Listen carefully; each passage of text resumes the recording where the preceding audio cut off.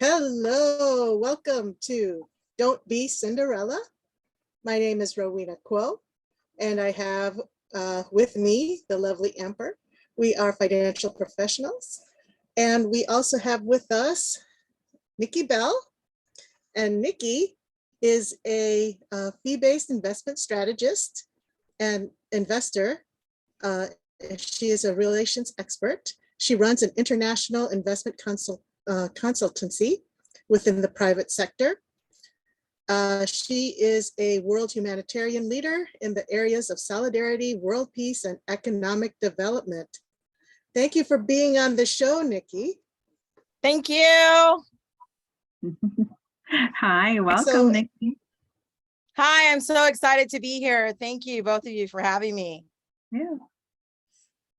So we wanted to ask you about your story, about how your life was before and what is it like now.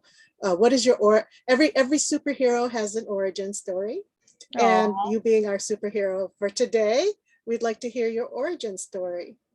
Oh, wow. Thank you so much. I haven't really been asked that question, like going back and where I started, because I've always had to restart again. Things happen in life and you have to restart.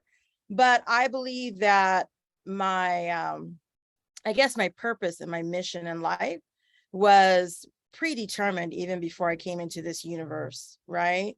And as a toddler, and I usually don't begin the story this way, for the simple fact that I don't use my past as a way to gain any kind of benefit in my career or even in life, right? It is what it is. We leave the past in the past, but sometimes our past is our strength. It's what got us to where we are. And a lot of people can relate.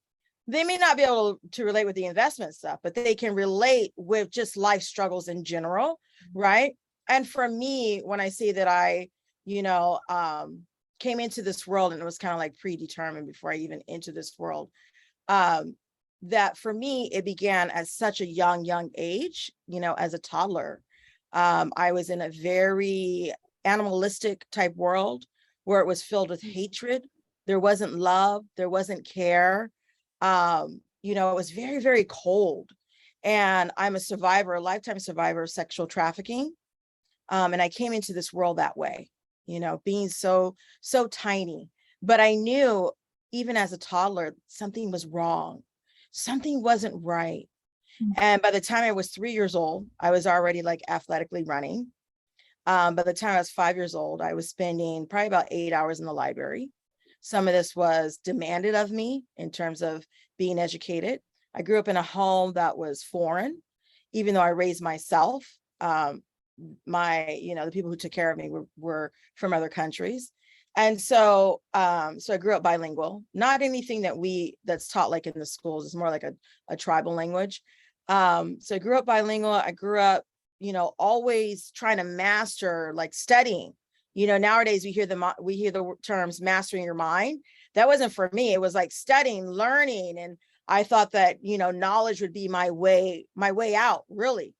And by the time I got to high school, I was involved in everything. I mean, sports, I worked 2 jobs. I, did everything that I could to get out, right? To get out of my environment.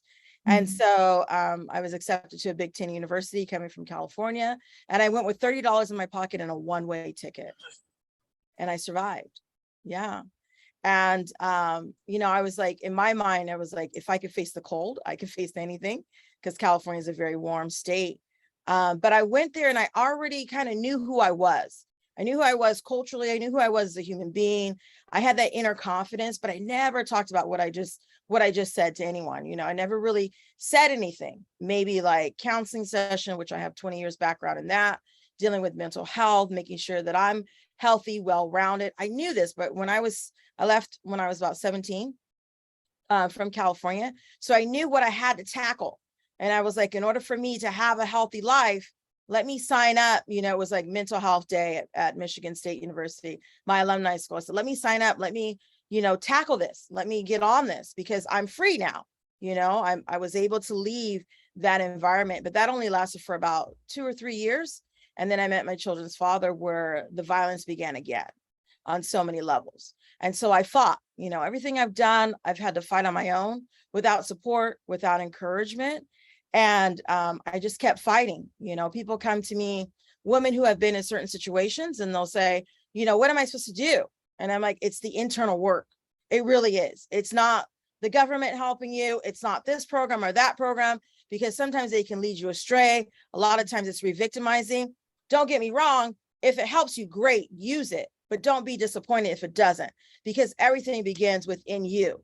So you have to master you, and it begins right here in your mind. And I'm not going to use words like mindfulness and mindset. I'm not into all that trend. Like literally, it begins with, like, I was stuck on knowledge was the way out, studying was the way out. You've got to be stuck on, hey, as a human being, I deserve to be treated with human decency. I deserve the best in life. I deserve to be happy. I deserve to be surrounded by loving people. And don't put a time limit on it. Don't say, by this age, by this time, this is going to happen. It's a lifelong journey. And, and every day, it's like I work at it every single day. So the other thing I wanted to mention is that I've been in pain my whole life. So we had that pain that I grew up in, but then also what comes with that is chronic illnesses. So I've had chronic illnesses my whole life. And even like yesterday, today, the day before, I'm in pain all day long, but yet I'm out there and I'm doing the work that I need to do, in terms of my energy, in terms of, it doesn't matter how much pain my body's in, I'm still going at it strong. I'm still like, I'm out there by myself doing it. And I've had people laugh at me. I'll be at the park stretching, just, embracing nature, and just so happy that I have feet to walk with, that I have legs that operate. And people, we live in such a vain society. People will judge and they'll laugh. And it's like, I'm thinking to myself, are you out here? Are you doing this work? I don't think so. And that, to me, I don't allow that kind of negativity in my life. And I don't allow it to ruin my day or get me down. And that's all the work that I've put in over the years mentally, even starting as a child, mentally, like I can do this. So at a very young age, I began speaking. I would travel California in high school. I was an oratorical speaker. I've always been a motivational speaker. So I've done a lot, a lot of work on myself, and people will want to aspire to be that way. And I'm like, no, you don't want my life. like, no, get that out of your head. Be you, do you, and do the best that you can. Because the only person that you're competing against is yourself. It's you. It's no one else. When I'm out there and I'm trying to get to the next block or the next mile, I'm competing with me. And I'm saying, hey, you got this. You got this. You deserve to live a healthy life and to not be in pain. And if your body is telling you to go out there and walk or run, do what you have to do, because it's for you, right? And then others will see that without you even having to say anything. Others will see that. And that's how you get people on your side who value you, who love you for you, who accept you for you. But it's a lot of internal work, and it doesn't end. It's a life journey. So thank you so much. I'm so humbled and honored to be with both of you. Thank you so much for having me. That's awesome. How did you from high school to college, how did you get there? Who helped you? How did you get out of your situation? No one really helped me. I knew that I had gifts and I knew that I had talents. And I said, if I flourish in these talents, then if I do everything that I'm supposed to do, keep my grades up, things of that sort, no one can deny me access to higher education. That's what I thought. That's what I believed. And I didn't even know anything about the school that I picked. It was like old school, you get this big book of colleges, and my advisor said, which one do you want to go to? And I had a sibling that was already going to a university in Nevada. I said, I don't want to go to Nevada. It's like too much for me. I said, I want to go. And I just picked it. I just literally just pointed my finger and I said, I want to go here. And it was Michigan State. And they were like, oh, okay. And they knew about the school. I didn't know anything. And every single day, once I got accepted, every single day I would call. Because of course I didn't have money. I was like, how am I going to afford this? had to find out about financial aid, but I would call every day. And because of my illnesses, I actually had to be in the graduate dorms, not in the younger dorms, which actually worked out perfect for me, because the graduate dorms where you're getting your master's and your PhD, those folks are serious. They're there to study, right? They've already done all that partying, gotten their bachelor's. So I was in that dorm where I was allowed to be on a food plan, and I was also allowed to cook my food, which really helped. So I remember one of the first weeks that I was there, I got on the bus and to go to the big store that we had out there, which is called Myers. And I got on the bus and I was in the middle of a blizzard and I didn't even know. I just had on this big coat and I didn't even know. And I went and I had bags of groceries. And then, I worked with people. I got to know people, whether they were professors, whether they were in my major or not. Vice president of the school, I was very close to. I think he still works there. And I led movements. All this time I led movements from the time I was in high school, dealing with civil rights, equal opportunity, women's rights, all this stuff. I led movements. So from the time I was in high school as a student, and then when I started having a family, they called me up and said, hey, we need your help, because now it's on the ballot and they're trying to get rid of it. And I said, okay. So I oversaw 200 organizations, nonprofit organizations. We're talking big time. We're talking corporations, AFL-CIO, people know what that is, the labor unions, women organizations, and so over 200 organizations I oversaw, and I spoke at conferences. And what was amazing was that I had older women from the 70s, right? When we got all the shelters and we got the Planned Parenthood, I sat alongside them and I was, I was the leader for them, right? And I'm sitting at this table and I'm like, wow. Or like the round tables with the senators. And I'm like, oh, like, I can't believe this is so amazing. And I just had this deep appreciation, it's politics, so I didn't get the credit like I deserved. We had people that had more titles, I guess you could say, that were like on all of the publications that we put out. But behind the scenes, I was running things. I was the one that had to bring everybody together, traveling to Detroit from Lansing, in different parts of Michigan. And then we also worked with an organization out of Washington, D.C.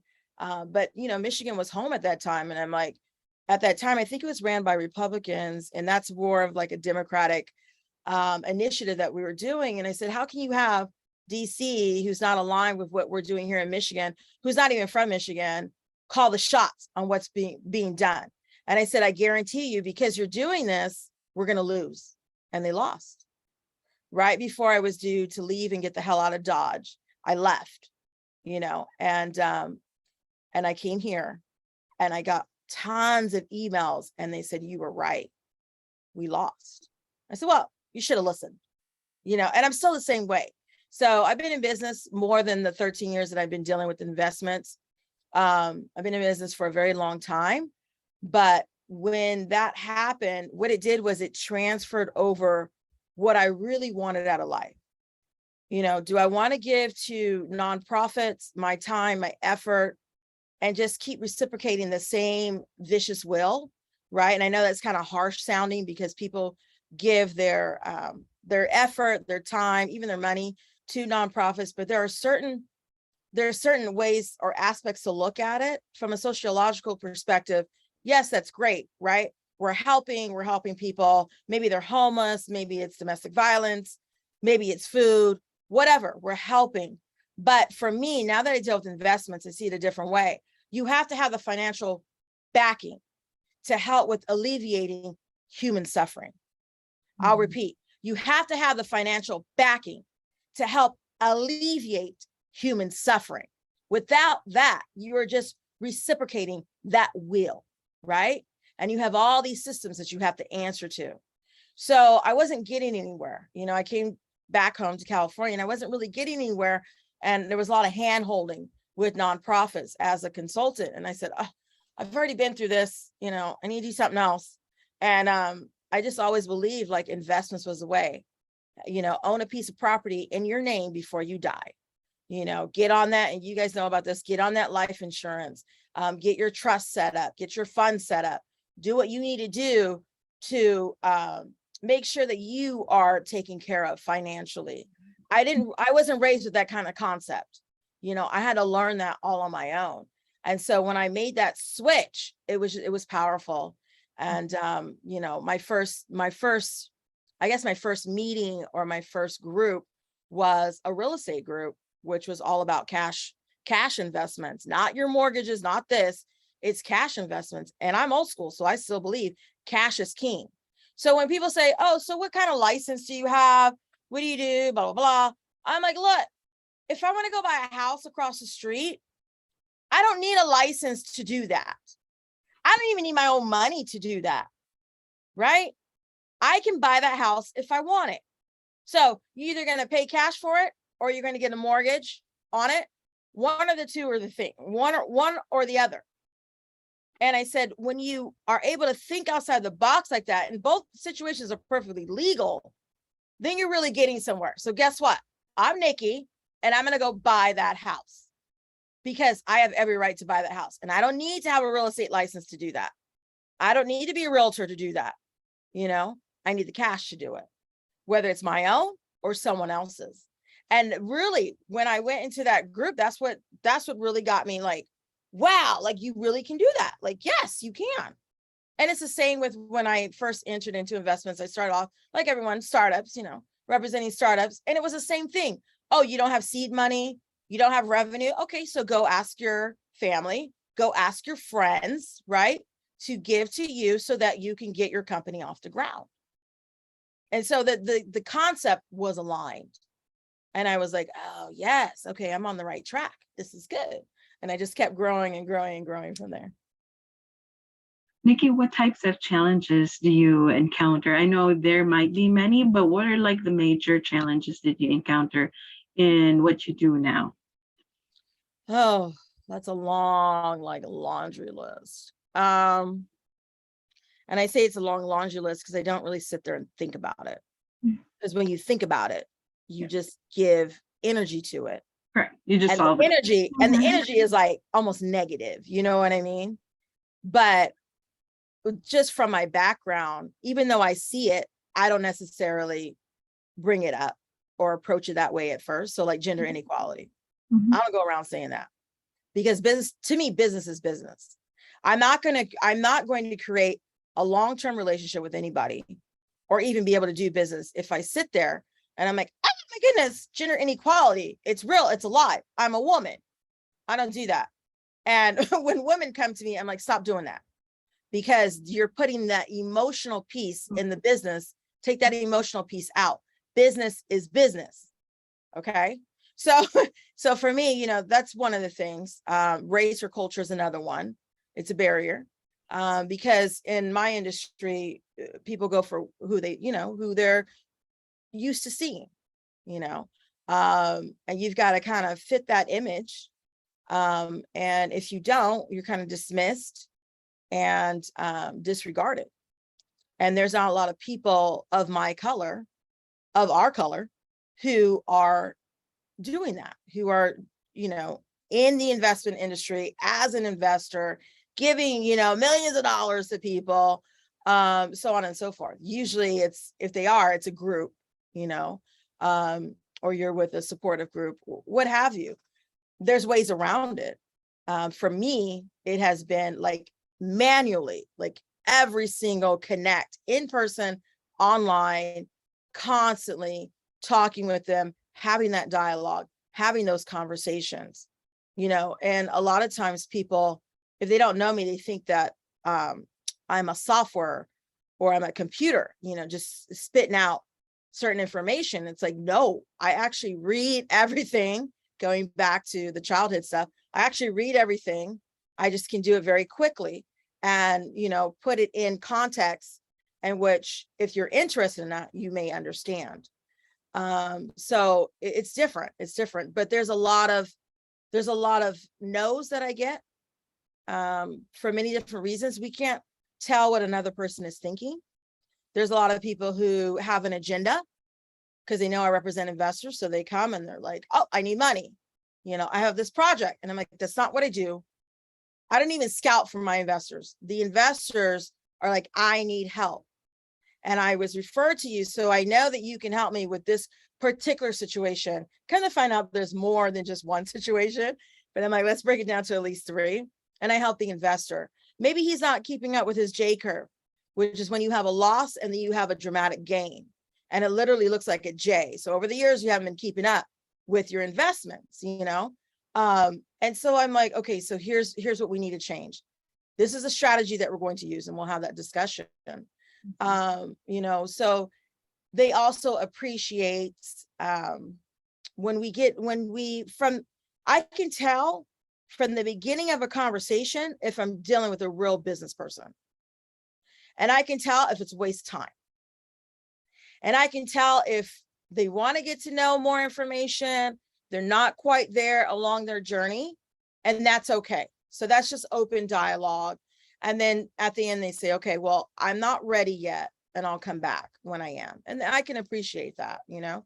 So people are on different levels, but I like to deal with people who are business oriented and who have value, right? And who have a moral compass. That's really important to me. They're conscious about what they're doing. So it's a hard, what you ask is, it's a hard question because every day something else comes up. It's different, you know? And we know this in the financial industry. Sometimes it's a hit and miss. Sometimes you can go months without anything happening. But that's why I'm big on partnering, and I'm big on white labeling. If people don't know what that is, it's where you come together. There's no exchange of cost up front, but it's more of like a partnership or a collaboration. They have something that they can give to you. You have something that you can give to them. And the end result is that you're profiting. You're both profiting some way, somehow. Like I won't even go into networking groups anymore unless I'm going to come out with a partner. So if I go to something locally, you know, we all know it, like the meetups, right? And it's a business meetup or whatever, maybe it's for investors. I'm going in there with the mentality that I'm going to come out with a deal or with a partner, some way, somehow, you know? And this may be a little too direct for some people, but this whole value thing, like no one should have to sit there and say, oh, I have value, look at me. That's not real life. You know what I mean? Or I'm building relationships, look at me. It's not realistic. When you're talking to someone who knows about business, you already know that it's going to be a long-term business relationship. You don't have to come out and say it.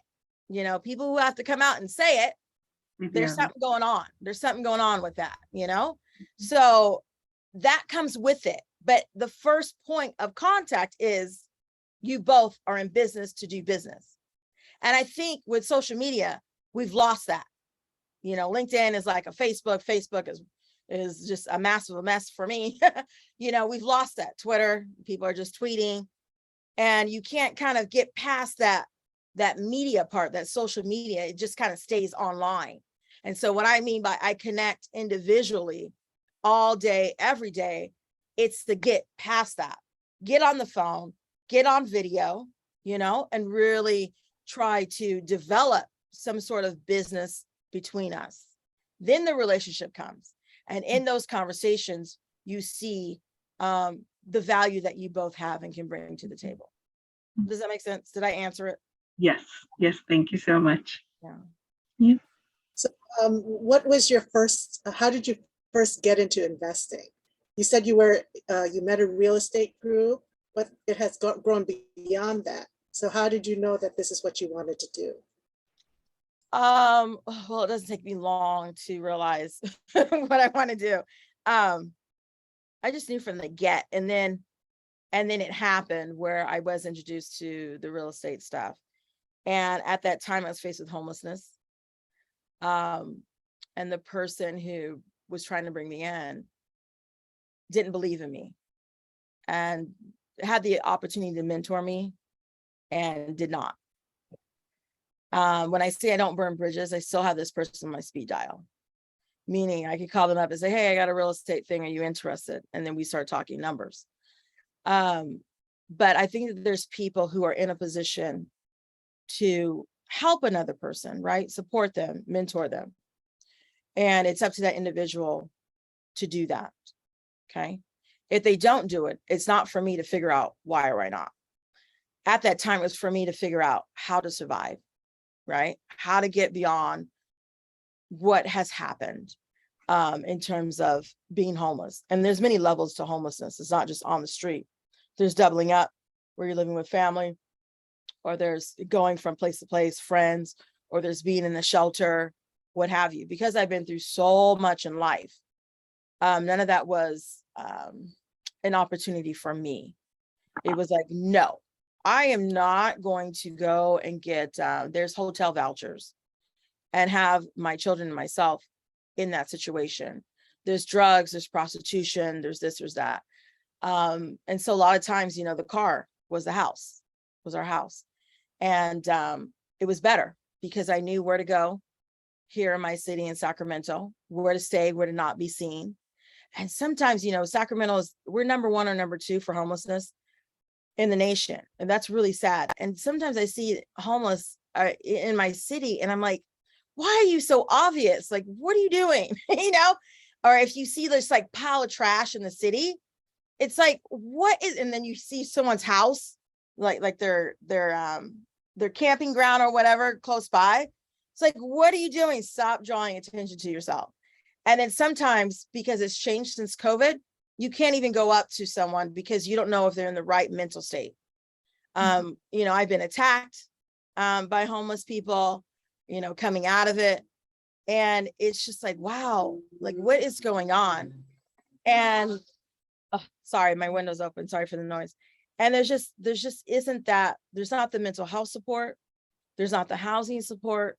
We're not doing anything for them. A lot of homeless are veterans. It's something that I'm passionate about, but it's more like, even with sexual violence, domestic violence, it's more like helping someone on that individual level. You know, that's powerful to me when you can reach somebody on that individual level, because the change that happens in society is from individual to individual. It's not necessarily people depending on something outside of yourself, a system or an organization to really bring you up. It's individual. Those organizations or systems are there for temporary. It's for temporary benefit. It's not for long-term benefit. And I think that that's what we forget. There was one year I was selected to attend a homeless conference, and we were homeless for about 5 years. But, and I've been faced with it, you know, sporadically throughout my life. But I went to this conference and it was homelessness and sexual trafficking together. And I was just amazed. I was like, yes, you know, this is great. And it was put on by the, I don't want to missay the word, National Alliance to End Homelessness from Washington, D.C. And it was in LA. So I got a full scholarship and I was able to go and represent my city. So this conference was sexual trafficking and homelessness. And let me tell you, this is one of those instances where I was laughed at. Towards the end, there was open questions, and I was the last person to give a question. And I said, well, what about, like, you know, taking these two topics, and what about empowering the individual themselves, like doing yoga, meditation? What about this? And I was laughed at by the speaker. Well, yeah, yeah, if that ever happens, that's not going to happen. There's no way. And I was like, whoa, are you serious? Because the response was so ignorant. It was just so, you know, it was just beneath me. It was just so ignorant, beneath a lot of us, because we know a lot of us who, whether we're into all of that stuff or not, we know that anything that's going to empower you, even like walks in nature, will help you to be well-informed, make better decisions, be more clear-minded, right? Not just act on emotion. If you're in that situation, you know, so many things go with that, you know, being able to find the resources, utilize the resources to your best ability, things of that sort. So it's like, you know, those things are empowering, because I've seen people who have been victimized by their situations and they're yelling and screaming and they think somebody's going to help them. And it's like, no, it's like, if they have the tools to know how to master all of that, right? Their emotional state, their mental state, and to believe that they have the power within them to really get someone to listen so that they can get the help that they need, that's a much better fitting situation for everyone involved. And then you get people who are going to do less blaming, right, in those situations. So there's a whole ecosystem that needs to happen and needs to change, because I understand people and how they think. And we can use these trendy words that I don't care for. Mindset, because I understand mindset. What happened was I was getting these startups and these companies where their mindset it didn't make any sense. Okay. So I need millions and millions of dollars and I need it right now. And I'm like, what are you talking about? Like, what's going on? But yet their documents aren't together, or they didn't want to share their documents, or there was just always something. And the biggest thing is, oh, well, we don't have any money.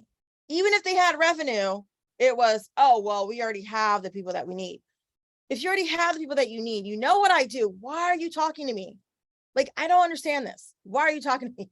So I went from being frustrated to now I need to be innovative. I need to pivot and I need to change what I'm doing. And in between all of that, I switched and I said, I'm going to deal with investors. Want to know why? Because they're the real players. I'm going to deal with investors. So that's who I'm going to represent. Where I say, I have a fee. Even if you want to talk to me, you need to pay me my fee. And they're like, yeah, because they have the means to do so. And it's not just they have the means to do so, but they actually need help.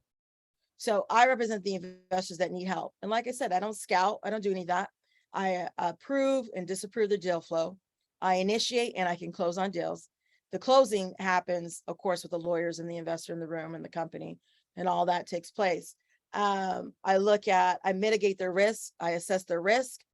I review their contracts, because I do it on different levels. So we have investors that deal with equity stakes. So you have a startup. Hey, we're going to give you equity, right, in our company. Great. And you're going to get a return on investment. Awesome.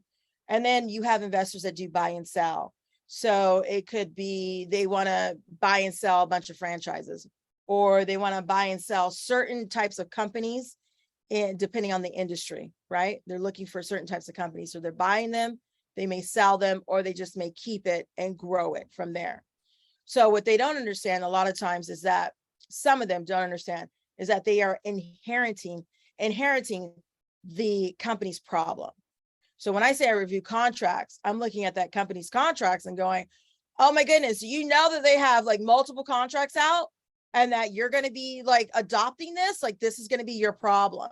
And a lot of times they're not even thinking in that and you know, having that that thought process go on, and they're like, oh yes, you're right.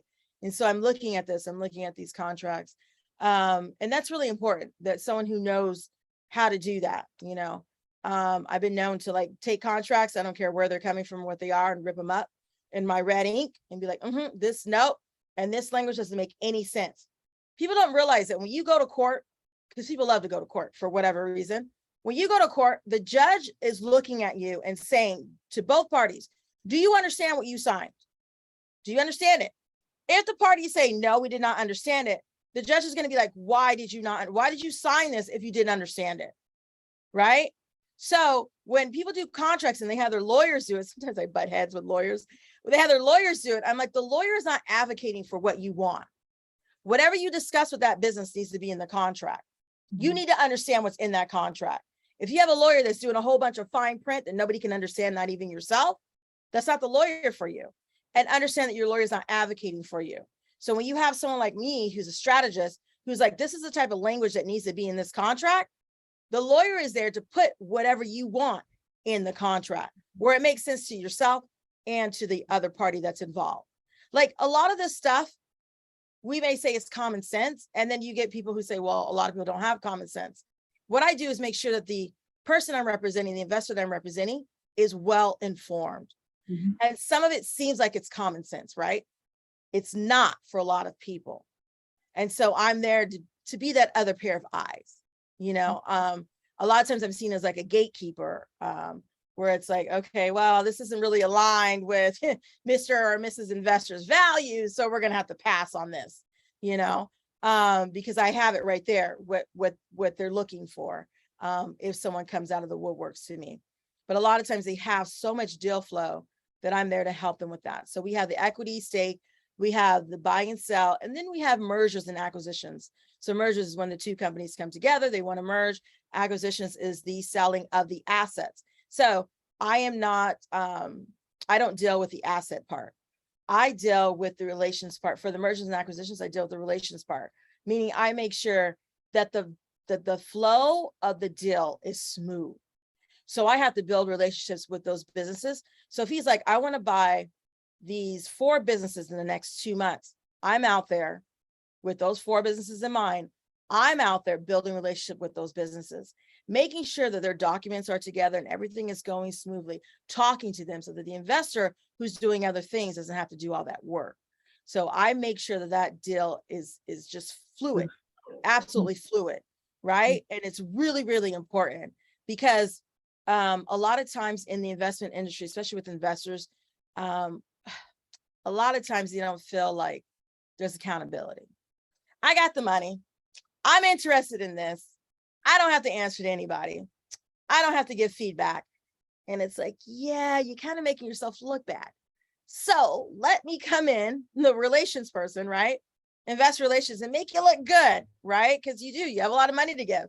So let me help you to look good and to be that voice, right? To be the face of you so that everything goes smoothly, because you're not a bad person. You're just a little bit of a grump, or you just, there's a lot of things you don't want to deal with. Let me deal with it and we're going to be good. And so they like that. And they like the fact that I'm very truthful, I'm very loyal, I'm transparent. And I ask that of them.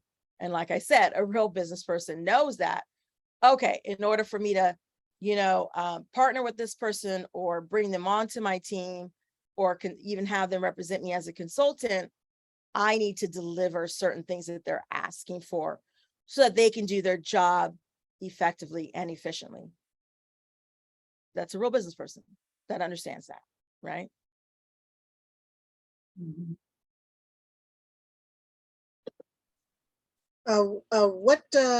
What do you like best about what you do?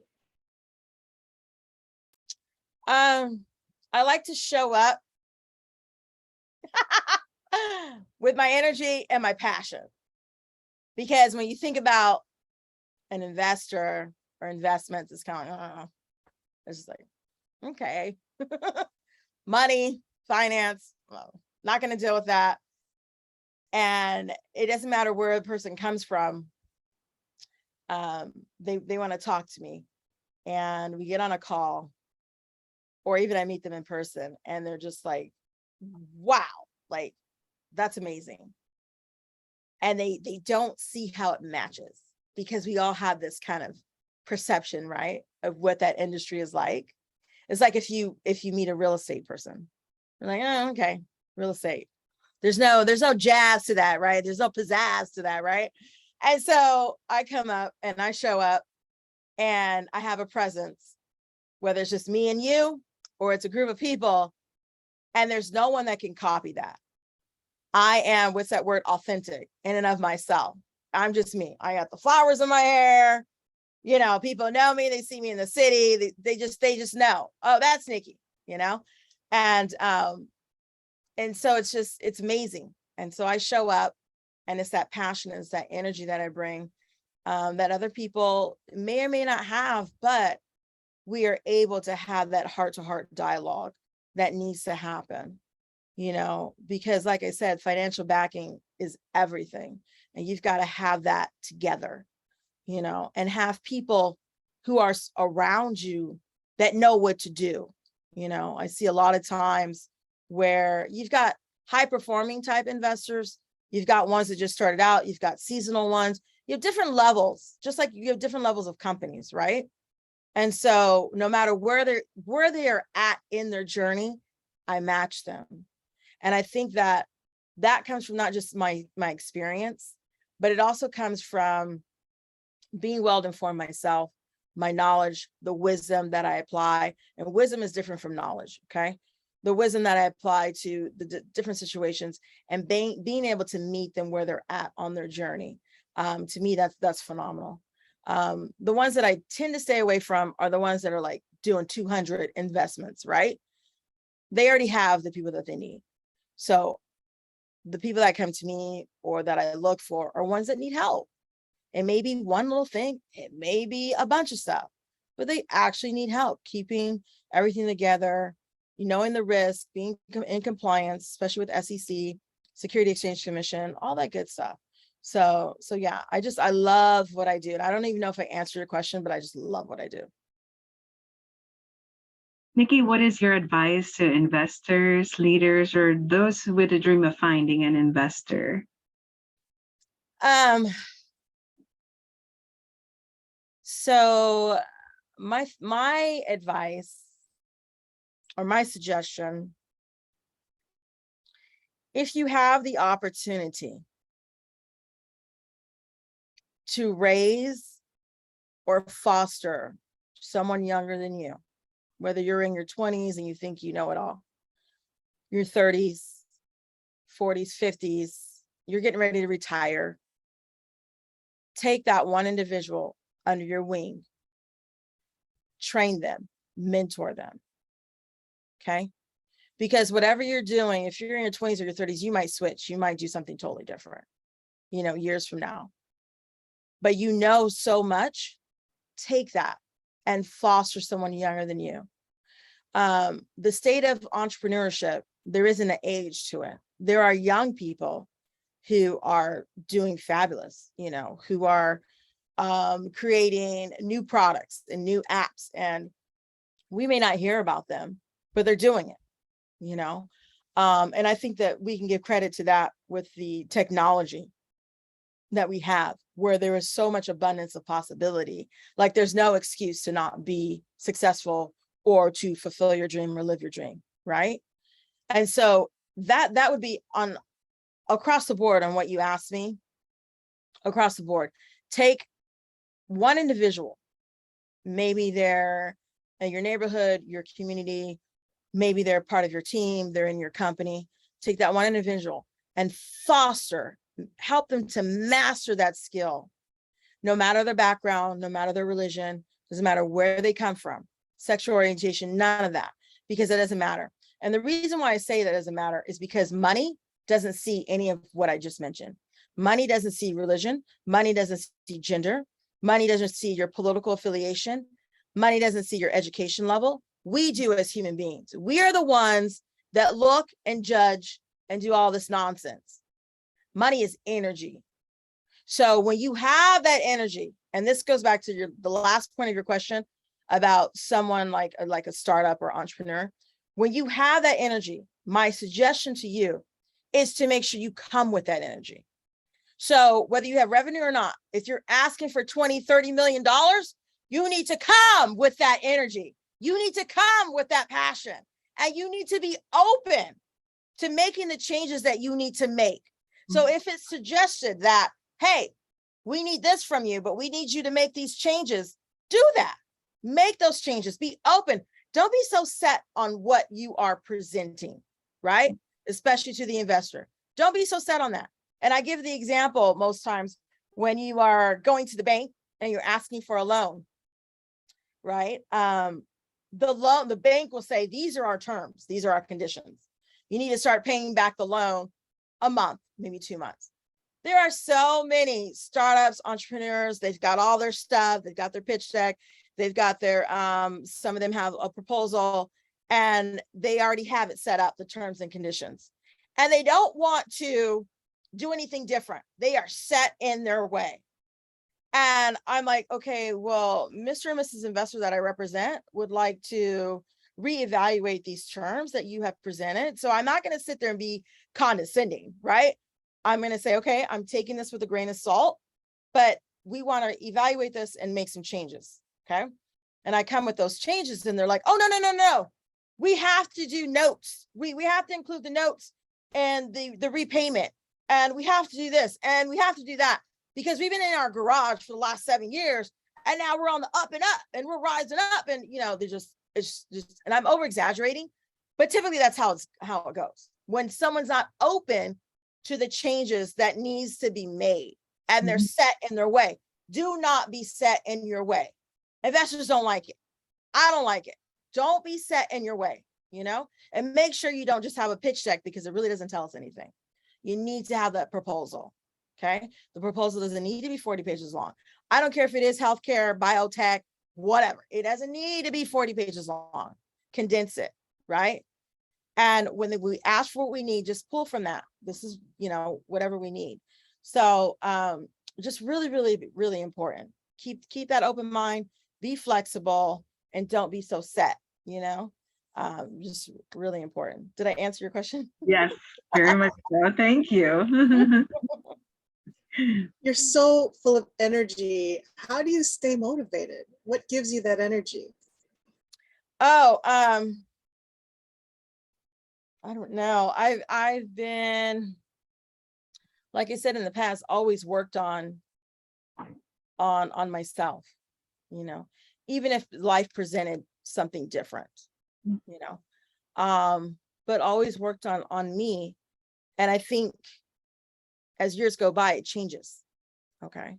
So like when I went to college, it was, okay, we're going to attack mental health. And then after having kids, okay, we're going to be the best parent that you can be, right? And we're going to fill them with love and laughter and make sure they go to their play groups and do all this stuff and stay involved in school. And, and that was a motivator at that time. So then the kids get older and it's like, okay, so now we've got a different kind of motivation, right? And I think for anyone that has children that like have graduated high school, usually it's reflecting on you and saying, okay, now I want to travel, or now I want to be able to live my life. I've raised my kids. For me, it hasn't been that way. My children were born with special needs, developmental delays. And so I've always had to be in the hospital or be at the doctor's with them. And even currently, my son last year was hit by a car. Yeah, he was hit by a car. And oh my goodness, it was like every week, a different kind of doctor because of the internal injuries. And I'm just like, wow, like, okay, I know I have a purpose in life, but when you've got to deal with your life and then your career, you could literally lose your mind. And so I think that having faith, having my faith is really, really important, but also having faith within myself, because I didn't know what it meant to believe, not until after homelessness and all this stuff. I didn't know what it meant to believe. I was just like, oh, there's things are just going to happen. I just got to deal with it. It's like, no, if you believe, whether you have support or not, that you are not alone, if you believe that the universe is really working on your behalf and that the spiritual world is with you every step of the way, then you are making some sort of progress, whether you see it or not, because we are manifesting every moment, and I hate to use like these trendy words, but literally we are manifesting every moment, but we may not see it.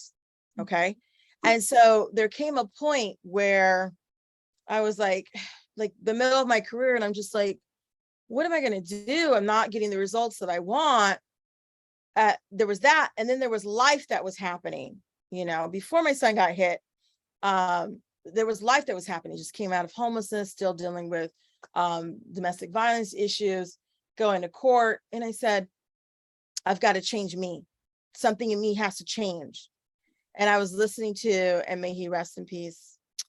Well, he wasn't the first one, but I listened to Marissa Peer, who said, she's a British life coach. And she said, you have the ability to change, to tell your mind what to think. And I was like sitting in the dark, curtains closed every day. And I was like, what? And it shook me. It shook something in me. You have the ability to tell your mind what to think. And I've never heard of that. Then I heard Bob Proctor. And he was talking about these different levels. We have over here, we have the knowledge, we have the understanding, we have all of this on this side. But then on this other side, we have fear, we have anxiety, we have like animalistic behaviors. And I knew all about that. you know, coming from my background, I knew all about that. But he said, once you have this, the knowledge, the understanding, and what comes with that, then you can't come back here. And I was like, oh, so basically I will not ever be homeless again because I believe in me and I believe in what I'm doing, my career and helping others. And I can extend that not only to my environment, but to the world. And I began to change even how I showed up online. You know, if you see my postings, it's we are brothers and sisters with a capital B and a capital S, because we are, you know, it's that relation. Like, I don't care where you live. You know, if you said you went hungry the night before, I'll be like, yeah, been there. Oh, I totally understand it. Now, how can we do business together so that you don't have to visit that darkness ever again? I don't care where you are in the world. You deserve, right? You deserve to have income. You deserve to have the best people around you. You deserve so much, right? But it's up to that person to be open to that. Like, I don't always say it. It's just, it's felt, right? And if I don't say it verbally, I say it in prayer, right? I say it when I'm chanting. Many people know that I'm Buddhist. So I'll, you know, literally have like this list of people that I pray for around the world, you know? And that's powerful, but it's that belief. And it's just, and so when I heard that from Bob Proctor, I literally began to work, and Marissa Peer, I literally began to work on my mind. And I was like, oh, negative thought, positive thought now. Negative thought, positive thought now. And I did that for a long time, years and years and years. And now I would say I started doing that. I literally remember the year 2016. I started doing that because I actually had just, we had come out of homelessness. I'd just been in an accident myself, working 2 jobs and doing this at the same time with the investments, because I refused to give up. I just refused to give up. So, you know, and I was like, oh, I was just devastated. Like, how did this happen? That we have just come out of this negative, bad situation, and I'm doing everything I can to come out of it, but things are still working against me. What do I do? And I became depressed. I mean, just depressed. And hearing these people, I was like, wow. And so then later came Abraham Hicks and then some other folks. And Abraham Hicks is amazing. She's like, look, if you wake up and you're not in the vortex, you know, you're not in the vortex of things working for you, not against you, and you are spiritually not aligned with the universe, you need to do something else, because you need to just step into it and believe that it's happening right here, right now. And you can feel when you're out of it, you know, you can feel when you're not in that vortex. And it's like, yep, very, very true. So I started really mastering myself and really mastering my mind. And as of late on this journey, the emotional part. So coming from where I came from, a child that doesn't know love, it's filled with animal behavior, you know, people psychologically, verbally calling you stupid, putting you down, you know, education forced and shoved down your throat. But even though it was forced, I found a way to make it fun. You know, 8 hours of the library, I found a way to make it fun my entire life. So whatever has been up against me, I always found a way to say, this is what I want from my life. Now, Niki, how are you going to make that happen so that what you want shows up? Oh, I know. You have to continue to work on certain things. So we went from, you know, and I'm not saying I hadn't been depressed before in my life. We went from complete depression to, okay, working on the mind. Okay, but you know, your mind only goes so far. And now it was like, I had a Buddhist buddy of mine point out, well, when things aren't working for you, do you feel like a Buddha? And I said, well, that's not what I meant. I was like, I just don't sometimes feel. And so then he said, so you don't feel like a Buddha? Like you're supposed to be a Buddha all the time. And I said, no, you need to understand, I don't feel sometimes. For me, it's like the pain I feel, but my mind and my body is saying, even though you're in pain, Niki, you still have to go out in nature. You still have to hug a tree today. You still have to walk. You still have to exercise, because as you keep doing it, you'll see that your body needs that, right? No matter how hard it is, you still have to do what you need to do. So for me, it's an automatic. You know, as mothers, we know, like when my son got hit by the car, he called me. He didn't call 911, he called me. And I said, and I could tell within an instant, he was disoriented, but I could tell that he was able to articulate what he was able to speak, right? And so with that, I went into automatic process. There was no feeling. There wasn't like, oh, mijo, are you okay? Oh my goodness. You know, there was none of that. It was, okay, this is what you need to do. Get a license plate number, do this, do that, you know, and, you know, in a 2-step process so that he could do it. But it wasn't like feeling. When I go to the doctor, my daughter just recently wrote, she's starting her research. She's her 3rd year at the university, but she's starting to do research. She's a science major, a biochem major. And so she's going to do research. And one of the questions, I forget what it was, but she mentioned her mom. She says, well, my mom has always been mistreated by doctors, sometimes not even getting her medication that she needs. And so as a doctor, I want to change this. I want to do the research. I want to have the backing to be able to say, this is what, you know, patients need, to have that compassion and that care for patients, because they deserve to have, you know, good doctors, and they deserve to have their medication, like my mother. And I was just like, oh, like, this is just this last week she said that. And I was like, wow, like, oh my goodness. You know, I was just tears, okay. So you asked me to feel about that. Yeah, I'm feeling that. But when it comes to certain things, it's like, what is there to feel? Just do it. That's how I might just do it, you know? And so when that was asked to me, I was like, oh, I have to work on that. Oh, yes, yes, yes. And if you listen to these gurus, they're like, okay, it comes from your mind, your thought, it's what you think and how you feel. Mhm. And so this is like the last thing that I've really had to master is really feeling it, you know, like, okay, going to the doctors today, not going to get high blood pressure. It's going to be okay. Things are going to work out. Universe is on my side. I believe in me. I believe in the power of prayer. I'm going to be okay. And then it works out. Right? I'm okay. Even if there's some resistance, right? I'm okay. And that has taken a lifetime to get there, a lifetime, you know, and these moment to moment struggles that we have, it's really believing in you, you know, the power of you. And that comes from deep within. And then something in your environment will come along, like the friend bringing that up, or like, you know, hearing the coaches bring up certain things. And it's just for you to work on. You know, these things are lessons so that we can become better versions of ourselves, right? But I hope, again, I answered your question. I love So it. what you said was so interesting to me. You can tell your mind what to think. So you can tell your mind what to feel too. Tell your heart what to feel. Yes. And even if you do tell your mind what to feel, it's still coming from your mind, not from your heart. Even though you'll hear people say the heart and the mind is in the heart, but you have to be so connected, right?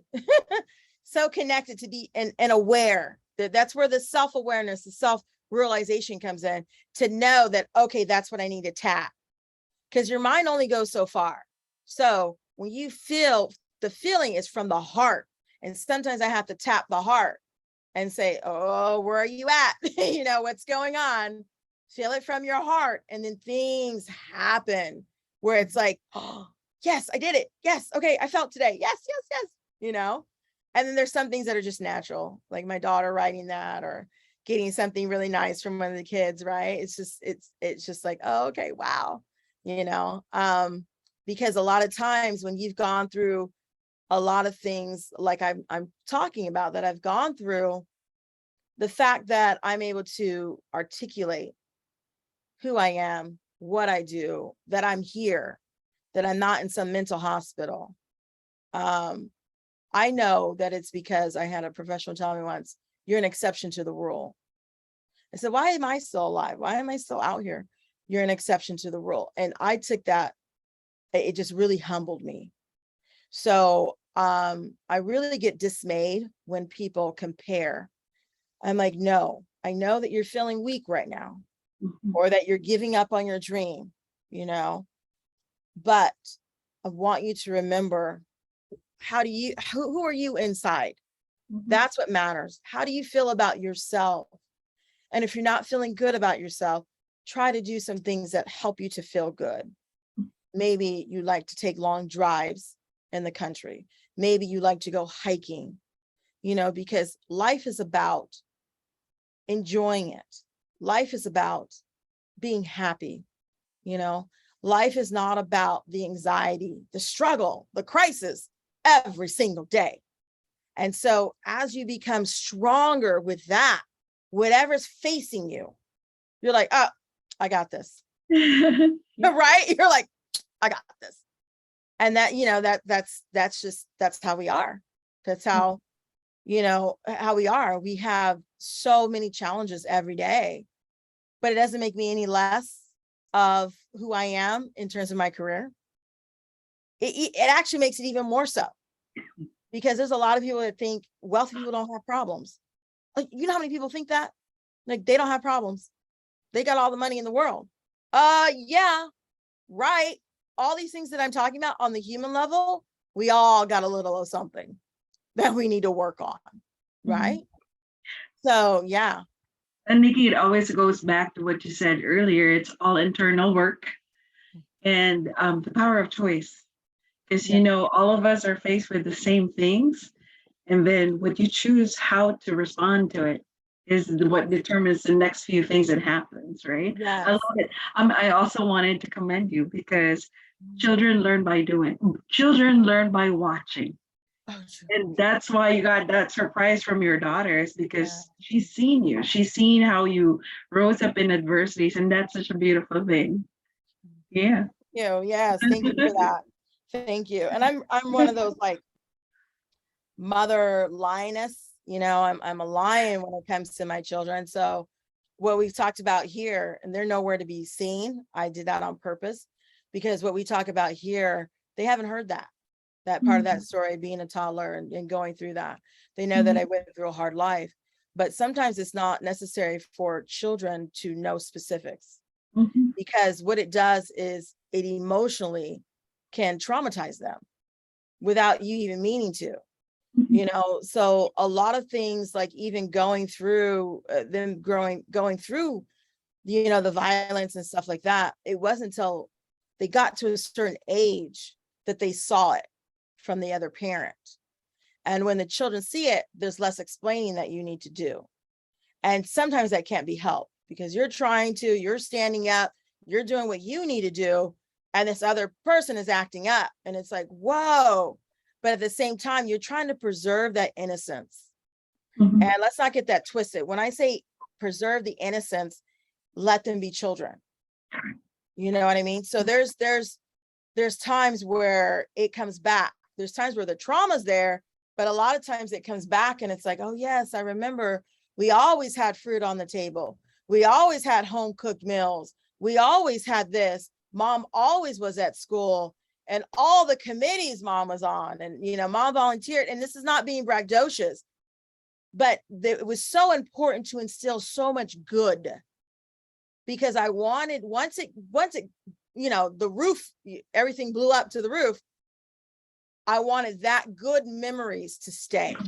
Yes. Right? Not the negative, you know, and no matter what you do, kids are kids.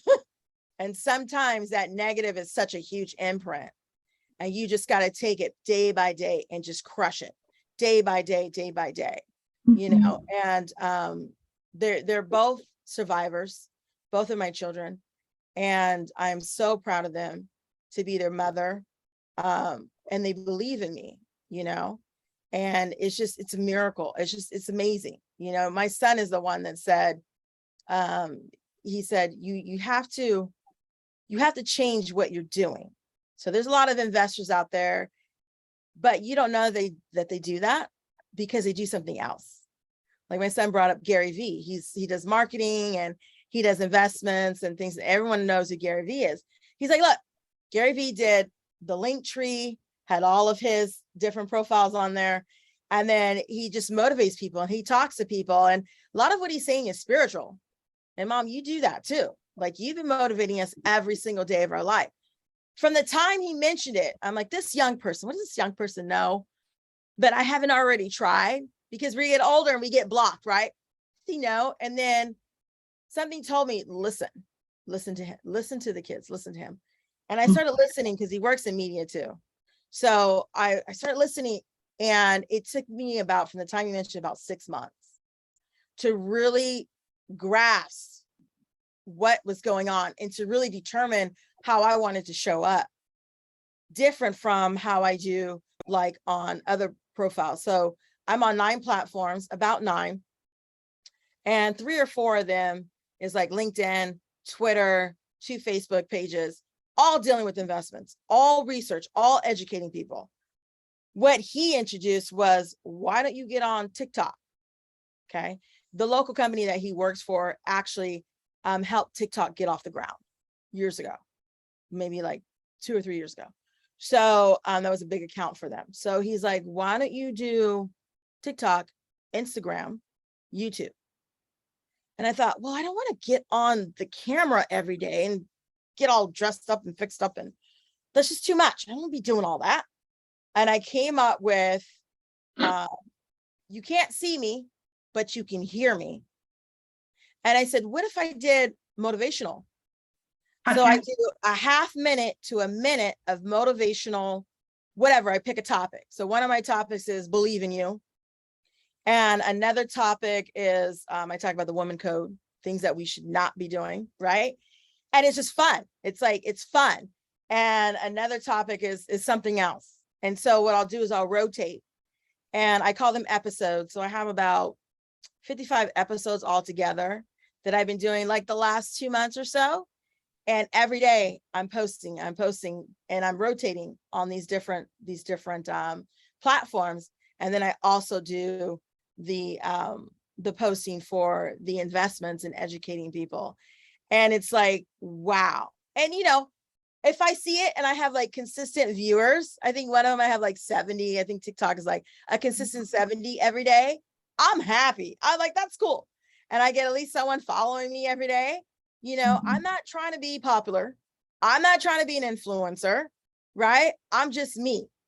And so any way that I can inspire somebody or motivate them or just relate to them, no matter what you're doing in life, that's another form of relationship building, because everyone is so social media magnets. It's like, and it's frustrating because I'm like, okay, how can we get on the phone or on video, right? And I think that sometimes when you have so much content, it takes a lot of content before you actually get to where you want to be, right? It takes a lot of content. It's grueling. I mean, it's like, it's very grueling, but in the end, someone's going to hear what you have to say. That's worth it. That is worth it. You know, where you get that investor who's like, you know, I've been watching you, and this happens at least once a week. I've been watching you, and I just want to have a conversation and, you know, see what's going on, and, you know, so on and so forth. And it's great. So, you know, you just keep doing what you got to do and persevere. So you match an investor with a project that No, they can that's invest scouting. into. That's actually scouting. Okay. All right. So what is, okay. So let me give you an idea. So investors, a lot of them already have deal flow. Okay. They already have deals coming through. Someone's got their email. So they're sending in it. So they get, like, let's just give an example, 10 deals a day. And they're going, oh my goodness, this is so overwhelming. I need help. There's some investors that have a team, okay, in place that helps them with that. And then there's others that don't. They don't have a strategist, and they definitely don't have an investor relations person. That's who I deal with. The people who are like, oh, this is so much, and I've got to be on these calls. And some of these people don't make any sense. Some of these companies, and it's just overwhelming, and they're not giving me what I want. And I'm like, okay, so when you say they're not giving you what you want, is this after you've had a conversation with them or before? And a lot of times they're like, just when they're just sending me stuff. Some of these are just crap deals, you know, and I wish they would go through you, Niki, because I know you used to work with these companies and businesses, so you can get them where they need to be, just even in general, and then send something to an investor, but they're not doing that. So what I need help with is, coming from my angle, is someone to help with that, where they have the documents in place and they have what I'm looking for. So then I'm like, okay, so let's stop looking at them. Let's look at you. Do you have anything that you send out to them? Do you have guidelines, right? Criteria that you're looking for, certain documents that you're asking them to present, okay? If you don't have that, that's where the whole miscommunication and misunderstanding is coming from. So as soon as someone says, hey, Mr. Investor or Mrs. Investor, I would like to send you something, boom, you hit them with, here's my guidelines, here's my criteria, here's the industries that I represent. If you feel that you match any of these or all of these, then send me your information. You don't have that, so guess what? You and I are going to come up with that. Here's a template, we're going to come up with that. And that's what let me do that work. That's what you're going to send out to them. Now, I'm only going to know this after having a conversation with him and picking up on certain things that he's saying. And this is just a very very simple example that I'm giving, because then once we get into it, there's more that comes of that, right? There's more things that I have to look for and that I have to do. So in this example that I'm telling you, so we have the criteria. We're on the ball here. People are still coming, 10 companies a day, whatever, in a particular industry. Let's just say tech, okay? Because everyone deals with tech. And we can even break it down. We can say fintech, we can say biotech, we can say ag tech. We're just saying general tech, okay? So he's representing tech. And so this is the criteria, whatever. So these companies are coming through and we're sending it out. And then what happens is I approve and disapprove. So based on that, out of the 10, we've already given you the criteria that we're looking for. And I see that you match some of these things based on whatever he had told me. And I would say about 5, I'd say half of them are decent, okay? And so out of that 5, what I'll do next is I schedule the meetings. And I'll say, okay, Mr. Company or Mrs. Company, A, B, C, D, I have you on the calendar. We are interested to know more. And sometimes I'll be like, please don't do a pitch to me. Please don't pitch to me. I will be representing the investor at this meeting. If we like you past this meeting, then we'll take it to the next steps. I hate it when people pitch. That's just like a no for me. So anyways, sometimes I'll say that, sometimes I won't. It depends on what they send. And so after that, then I am in the meeting with them. That's the initial meeting. So we're initiating a deal. And no one should assume that unless we tell them, but literally it is initiating a deal. So if you can follow what we want from you, then we're going to go to the next step and the next step after that. And at the very end, for the close of the deal, I'm there, the investor there, the lawyer's there, their lawyer's there, and the company is there representing. So it's a nice small meeting, but that's the close of the deal. I make my investors accountable, meaning I have a reputation to keep. So I'm like, you cannot, and we put this in contract, you cannot, once we say that we are going to fund them or invest in them, you can't pull out of the deal. The reason being, because of my background, there were so many startups and there were so many, not just startups, but companies in general that would come back and say, we don't get feedback from the investors. A lot of them leave at the last minute. And they don't even close the deal after they say that they're going to. So they'll say that they're going to invest in us and they don't, what's going on. And that's a big thing for me, that once we say we are going to close on the deal, we want to invest in you, you cannot, as an investor, pull out. It's bad business. But on the flip side, because I know we've talked about entrepreneurs and startups and all this, and just companies in general, you've got your mom and pop shops, that are getting ready to close, or they feel like they need a loan, or maybe they heard about private investing. You have your construction companies, the same thing. They've taken on a government bid, but they need private money. So I work in that field, industry, manufacturing, tech, of course, bio, whatever, health. I mean, I can just go down the line of what I deal with because I see them all the same. So the point that I was trying to make was that once the other flip side of that is that you have people who are looking for money, but they don't have the right people in place to let them know what to look for. So when that happens, then you get those kind of folks that say, hey, the investor pulled out of the deal. So what I do is I go back and I say, who did you have in place looking for the investor? Oh, you had someone that said they're a CFO? Mm-hmm. What kind of questions were they asking? Sometimes they get offended. They get very defensive. And they say, oh, no, they're very qualified. And, on the social media, they're asking people who are investors or deal with investments. They're asking them particular questions. I'm like, what kind of questions? There are two questions that I ask my investors. There's two questions. It's on my calendar, and I'm not going to say it here. But there are two questions that I ask them. If the investor cannot answer my two questions, I won't deal with you. You're dismissed because you're not real. A real business person will give real documents, period. A real business person will go on video if we are not in the same city, period. A real business person will meet you in person if you are in the same city. And if that's what you decide to do after having some conversations. This is what I do. Real people and real time. Doesn't matter how we met. You just need to be real and have real documents. Okay. So I'm like, when I ask a company, what were they asking? There's a reason why I'm asking that, because there is a flaw in what's going on. Okay.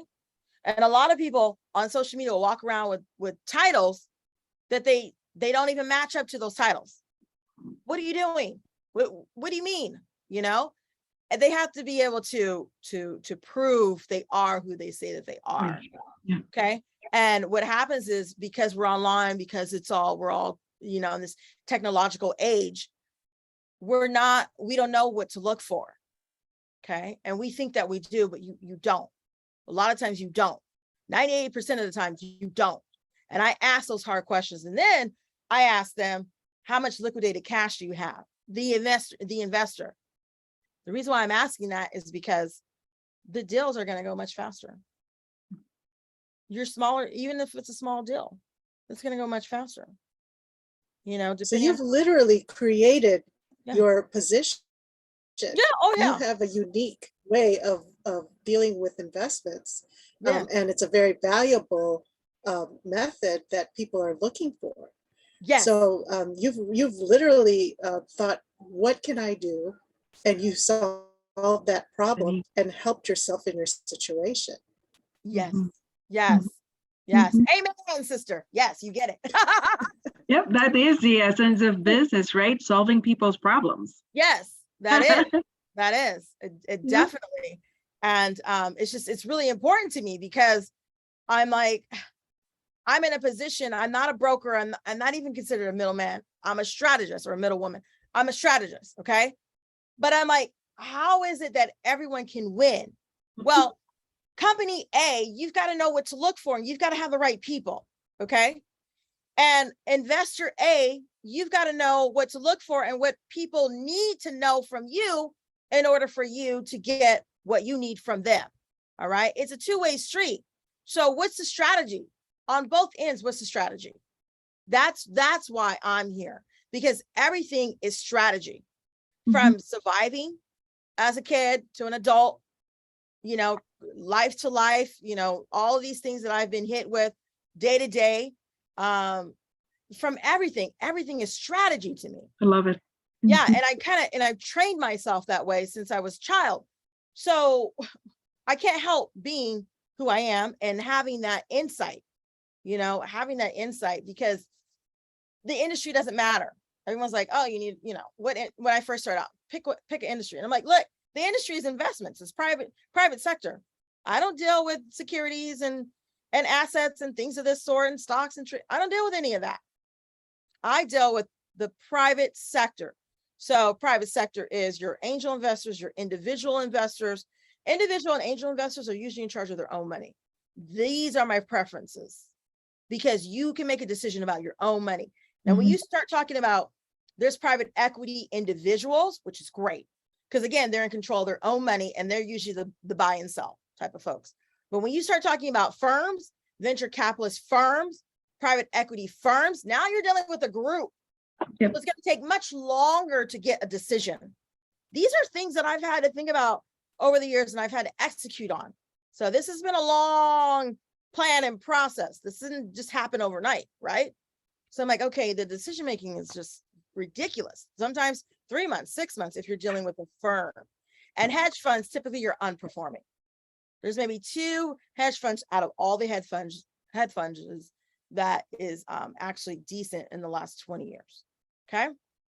That information I didn't get from being on social media. I actually got that from a business relationship with someone who's been in the business for like 30, 40 years.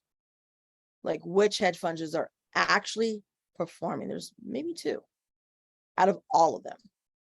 They're underperforming. When you talk about hedge funds, they're usually underperforming.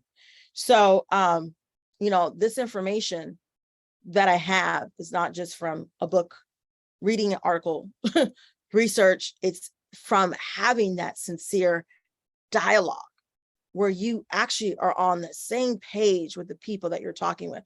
And the people that I'm typically on the same page with are investors.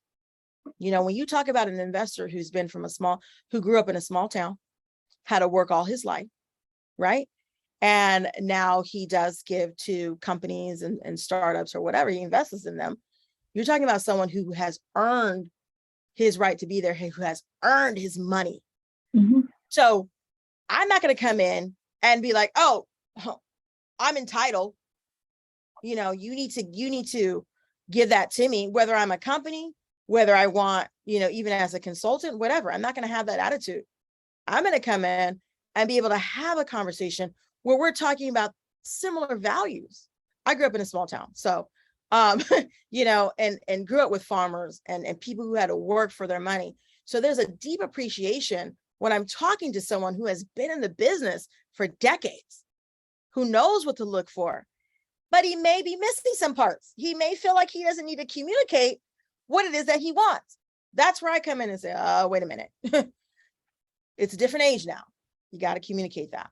I had not to bring up the race issue, but I had a Caucasian male who was an investor and who brought startups to this particular platform. And he had other investors and things. And he said, it was a couple of years ago, he said, most investors are over the age of 50, white like me, blonde hair, blue eyes, whatever. Doesn't have to be that descriptive, but unwilling to take risks. And I was like, well, you said it. I did. He's like, oh yeah, I could say it all day long because it's true. And I was shook. I was like, wow, this is what I mean by people who are of like mind and aligned. And just like I brought up certain things as we've been talking, he brought up something that was very important, but yet that didn't hinder us from working together. Does that make sense? It doesn't have any, there's no weight to it. It is what it is. So there was a post the other day that talked about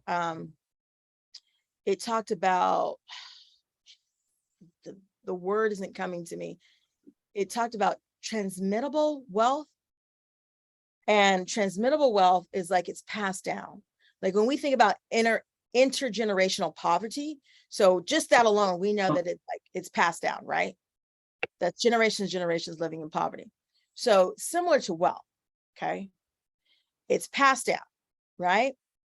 And sometimes it's not passed down the way that we think, like, relative to relative. Sometimes it's just in that environment. So I think it was transmittable wealth is where even in that group, that wealth is transmitted in that group. So when I say most people, when we talk about wealth, look alike, they come from the same kind of background, so on and so forth. There's a reason for that, okay? And a lot of that is in your private sector. So people run around and they're like, what do I expect from the private sector? Like, I don't even know where to start. And it is, it's a maze because there's no guidelines. When we talk about finance, period, there's no guidelines. This stuff is not taught in schools. The most you're going to learn is maybe if you take calculus, okay? But it's not taught in schools. And so what happens is, like Rowena just brought up, I've had to position myself. And what's interesting is every year it changes. I've noticed that every year it changes. So when someone says, oh, I haven't heard about you, good. Because I'm in the private sector for a reason. You don't need to know the amount of money I have. And if you're talking to an investor, you really don't, unless you guys have decided to do business together, you really don't need to know how much money he has or she has. You know, because, and I'm going to bring out the street in me, that's how you get robbed. When you walk around talking about how much money you have, all that's not fitting in the bank, right? So you're just setting yourself up to be a target, okay? And then you get all these people who maybe they have access to your email, they have access to your profile, and they're just hitting you up all the time. People don't want to deal with that, okay? Mm-hmm. So private sector is private sector for a reason, you know? And when you are a loudmouth and you are braggadocious, let's say you're a company that's fundraised, I don't know, $100 million, you need to be very careful about what you say and where you say it. And I'll give an example. Elon Musk came out some years back on Twitter talking about, oh, I've got, you know, these investors and naming off people. And the SEC was like, oh, he can't be doing that. So you want to make sure that the people that are representing you, you know, are not letting you fly off the handle, that you're in compliance. See, these are the things that I deal with, that you're in compliance, you're not shooting off at the mouth, so on and so forth. Very important. There's just a whole, there's a whole picture that people don't get. Mm-hmm. And you're not going to understand every single thing about what I do and represent if you don't have that conversation with me, period. Well, I do want to thank you so much, Niki. You gave us so much information and you're so inspiring. How do we get in touch with you, or do you have a cause or a website or something that people can go to and think about and how to be inspired? I don't have a website.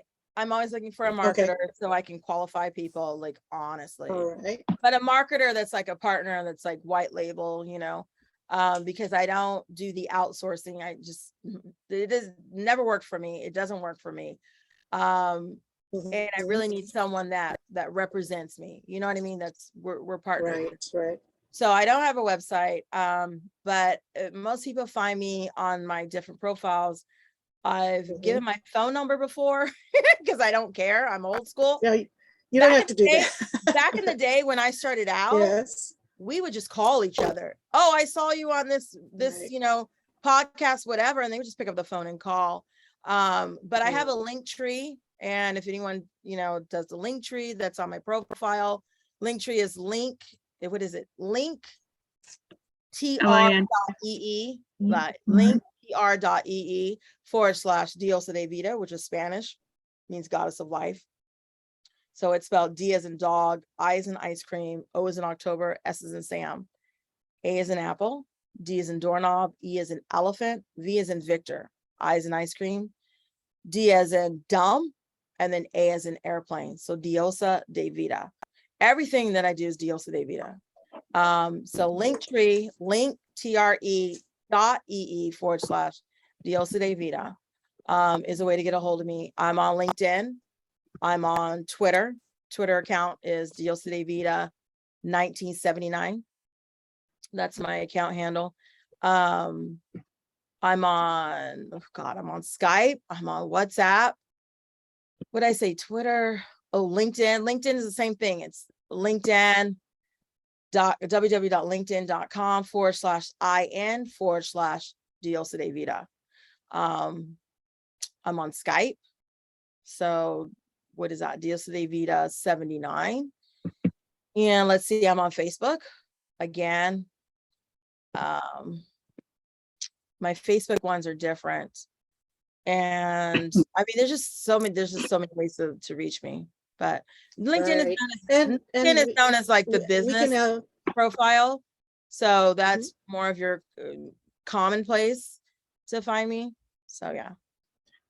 And we can always, you can always reach us at don'tbecinderella@gmail.com. Oh, the email. Oh, I'm so sorry. Yes. Yeah, my email. So I have a simple email. Diosa LLC at gmail.com. So it's DIOSA LLC at gmail.com. Okay. So that makes it simple. Yeah. Email is a good way. Thank you so much, Niki. Thank you. So that wraps up our this week's episode of Don't Be Cinderella. Create your own future and live happily ever after. Thank you so much, Niki. Thank you. Thank you so Yeah. much.